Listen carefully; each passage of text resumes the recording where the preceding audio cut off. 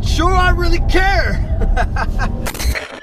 Did you seriously expect me to do my usual scenic shot of car in background as Matt suavely lingers into the camera's angle, then say something witty and charismatic to start the review when I have this yacht of a vehicle and luxurious back seat back here with me? Well, you're absolutely right. That's actually exactly what I'm about to go do, just in case this clip comes off as idiotic. So, shall we?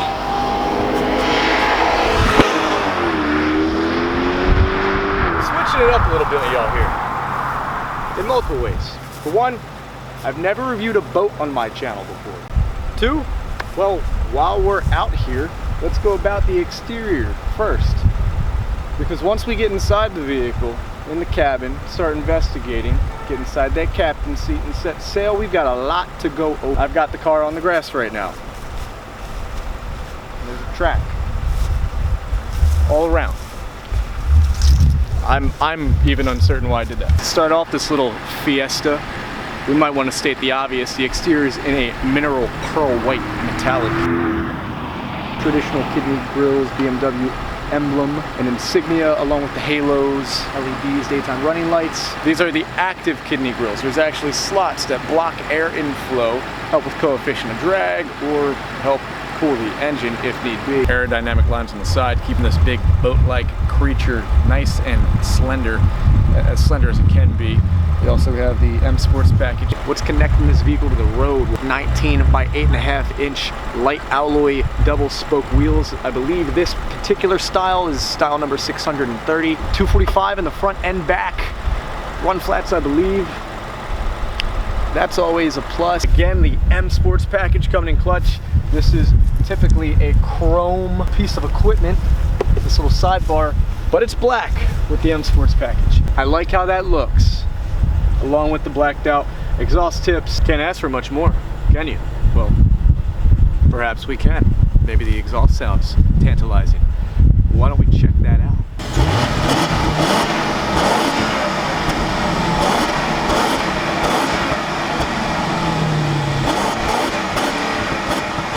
I'm sure BMW has reasoning as to why it sounds as weak as it does. Perhaps because you should be in the back seat and it's a luxury vehicle. Aha, the key.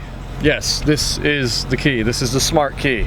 It's a bit of a tablet. I'm quite impressed by it, to be honest. To lock the car, you have your locking functions, your trunk function, alarm. To charge it, you pop over the center console, it butterflies open, and you slide into a charging port. Very convenient. Back to the key. Let's show you what this baby's made of. I just locked the car, and that's how to lock the car. Go back, slide up to unlock display. Let's do that. Secured, opens, giving me some information here. Slide left and right, vehicle information, mobility, range. Set time for next departure. Well, the vehicle's already running. Precondition setting. Precondition the car if you need to. It's already on, so I can't do that. Let's go back. Slide to the right. Remote control parking. Connecting to the vehicle. Engage transmission, position P, and turn off engine. Turn the vehicle off. Press park button on the side and hold it down for the duration of the entire parking maneuver. You can probably see that right there. Remote control park the car by going into these options, turning the engine off, making sure it's in park. You could probably even do it while you're in the car, say if you want to get closer or something. That doesn't really make too much sense. You're better off doing it when you're outside the car. Say if you're in a parking garage and you want to get a little bit closer to more snug into the spot. Let's move on from here. That's all we have there. So to the left, preconditioning, range like I showed you, security information. Open the vehicle, windows, sunroof. Open. Basically what this tablet does is it just gives us a bunch of information on the vehicle as we go. Very nifty, very nifty. Now that we've checked out the key, why don't we use it and get inside the car? First thing I notice when I come into the car, Alcantara roof liner, which, oh wow. It's much different than some of the Alcantara you find in sports cars. It's padded. It's like a soft, foamy memory foam feel. You've also got the Mocha Napa leather upholstery, along with some diamond stitching. It's perforated. Feels really good. It's padded and comfortable, along with this dark wood grain trim. The cluster, if you know me, will know that I'm critic, especially when it comes to the gauges and clusters. This is, it looks like a digital cluster. There are some actual, yeah, there's some real hardware there as well. I could do without the analog clock, but it's a nice taste. There's also a little analog clock down here as well. You got your tachometer, your speedometer, and analog clock in the center, which I could do without, but hey, I'm not gonna get too picky here. I really like what this is looking like so far. You've also got your fuel gauge on the left, fuel door on the right, and your temperature gauge also. It seems we're in park. I guess the vehicle automatically puts on the parking brake for you when you play with the auto parking feature. Lavish trim in here, Harman Kardon speakers as well. Ooh, a ton of space. There's a ton of space. Telescoping wheel. The overall fit and finish of the interior is excellent. There's only one slight complaint I would have, and that's this area. It just looks a little Toyota-esque to me. The touchscreen, all this refinement here, it just looks a little outdated. That's the only negative thing. Everything else is great so far. But wait a second, I can actually turn the volume up or down. You can turn the volume up or down just by the infrared that reads your movement. That's awesome. Instantly notice sound deadening once you get in the car. Comfortability is totally there. No downfall in that aspect. Let's pop this little center console as I was talking about earlier and just slot the key right in there. That will get it charged up. Now this is going to be slightly different from most of my reviews where they're usually performance track capable cars. This does have the M Sport package on it, but that doesn't necessarily make this a track capable bean. It just makes it much more sporty. Throw it in the drive. If you want to go into sport mode, we can. We're going to keep it in Eco Pro and back here just to see if we can get the smoothest ride possible. There's also adaptive, sport, comfort, Eco Pro, traction control off, double wishbone front suspension, and multi-linkages in the rear, which is why it gives it such a nice, comforting ride. Some of the most comfortable luxury seats I've sat in. This is like a legitimate couch, recliner, theater seat, whatever you want to compare it to. It's quality. BMW knows what they're doing with seating. It's really comfortable. You have a 14-way adjustable driver's seat and passenger seat. I believe there's some adjustments in the back as well. Grip on the steering wheel is much better from the X1 that I recently test drove. It's much softer. It would have been cool to see it match to the Alcantara on the roof liner, but hey, this is a chauffeur vehicle. BMW is known to have driver's car first, luxury second, but it seems like we may be escaping that realm. Being the captain of the vehicle, being the driver, you immediately know, oh, that's just a button. You just press a button to go into park. I just went to neutral. Now I went into park.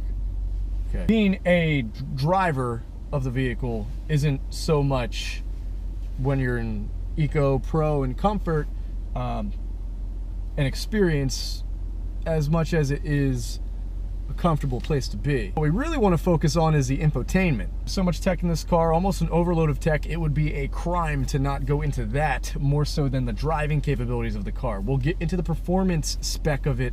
Stay tuned. iDrive's fully touchscreen now. I believe this is the iDrive 5.0, unless there's something newer, then it is that version of iDrive. You can toggle through here.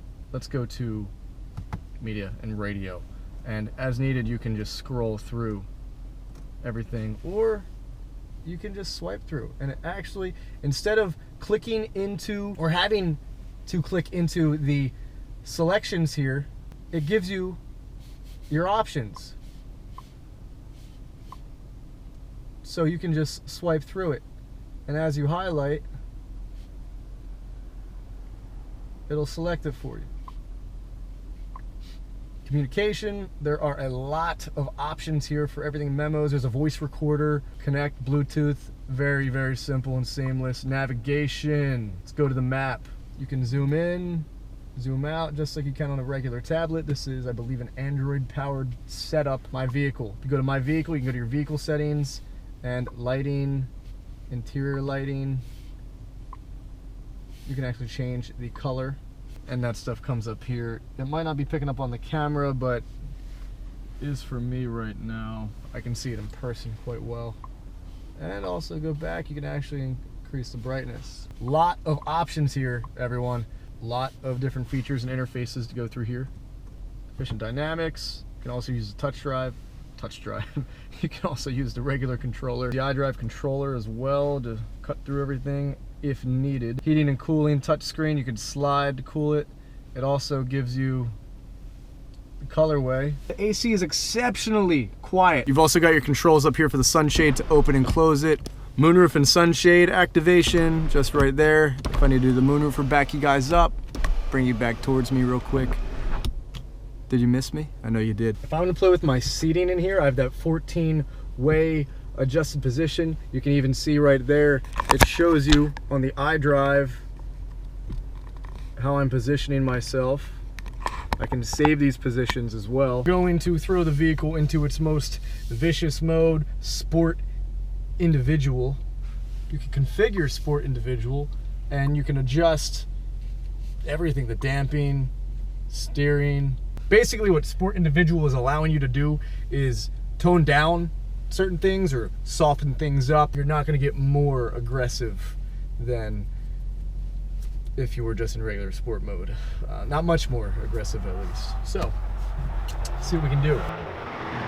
We're looking at an all-wheel drive, 4.4 liter twin turbocharged V8 7-speed automatic transmission, 445 horsepower at 5,500 RPM, 480 foot-pound of torque at 1,800. Accessibility of a top speed of 155 miles per hour, 0 to 60 in 4.3 seconds, quarter mile in 12.7. Both distances are inching out over the S550, 455 horsepower Mercedes S550 4MATIC. So we've won there. The car sounds great from the interior. It's a little muffled with the exterior. Go into Eco Pro mode, slap the traction control back on, and the car quiets up and tightens up in the cabin. Fuel economy, you're running 16 in the city, 25 on the highway, 20.6 gallon fuel tank. Not bad. I've been told, as luxurious as the 750i is, it's only grown wiser. It hasn't necessarily given up much agility. Not exactly my first choice on the track, but with that being said, doesn't necessarily mean we can't have some fun. But it does mean one thing. That one thing being understeer. Let's walk for a sec. For this price tag, if you wanted a driver's car, you'd be in a GT4 or an older 911 GT car, C7, Z06, even ZR1 for that matter. Depths of understeer, of course, will vary depending on how you throw the vehicle's weight and momentum into the corners and braking and such, yet it is ultimately inevitable to escape that one fun-sucking word when driving this behemoth, and that is understeer. Unfortunately, that's not where the issues end. Disciplines you for a late shift. It's hard to time it though due to the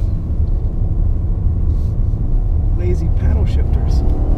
As simple as most automatic transmission paddle shifting should be, and forgiving that they are, such as BMW's other DCT, their dual clutch transmission that you find, BMW's ZF transmission setup, their DCT is immaculate. Dare I say nearly as good as Porsche's PDK. It's quick, precise, very forgiving. It lets you make mistakes and recover from it. The prehistoric gearbox and transmission you're gonna find in this car, it's not set up to be sporty or racy. And again, I get that. This is an M Sport package. You would think they would add some additional maneuvering in there that doesn't discipline you or fight you when you shift a millisecond late, 0.5 seconds late. For a 6-digit asking price, it should be better.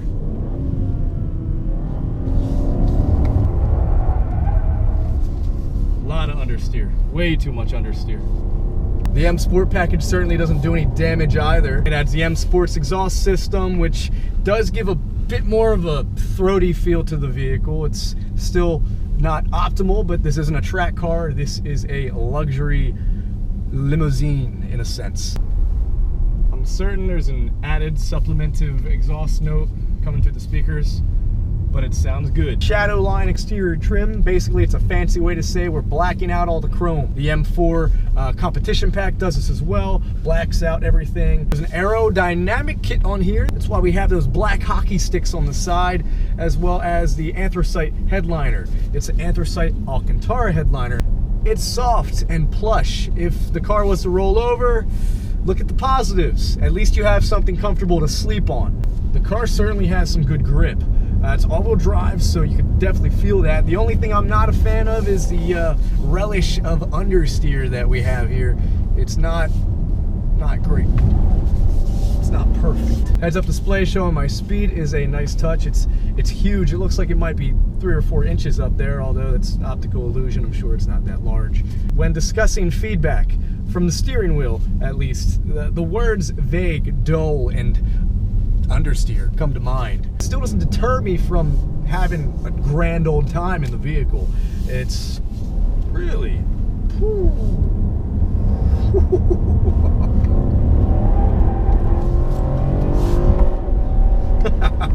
Some intimate track time is destined to melt your front tires before the rear even get grazed. The understeer is definitely a negative, but I'm not sure I really care. You can definitely get the rear end out there too. The exhaust might not be too exhilarating, but one thing I really like is the sound of those turbos spooling every time I get on and off the gas. Once you really take a deep breath and time to revel in the 750i, perhaps the detriment here is a lack of dedicated purpose. Sure, it's quiet enough. Of course, it's smooth enough. Certainly quick enough. But seems to be just that, nothing more.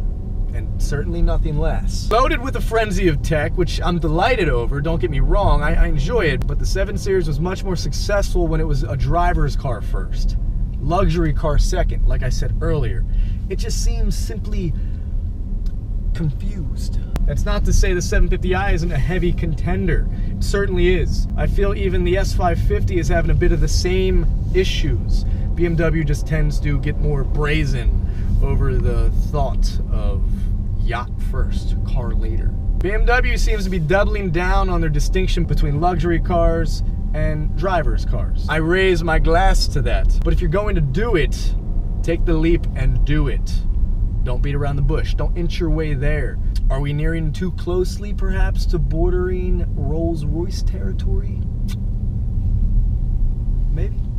If so, at $110,000, that's quite the bargain. And you aren't compromising much at all when considering a couple $100,000s saved. Hope you enjoyed the video, ladies and gents. If you stayed until the end, comment below and type the BMW 750i is glorious. If you agree, at least.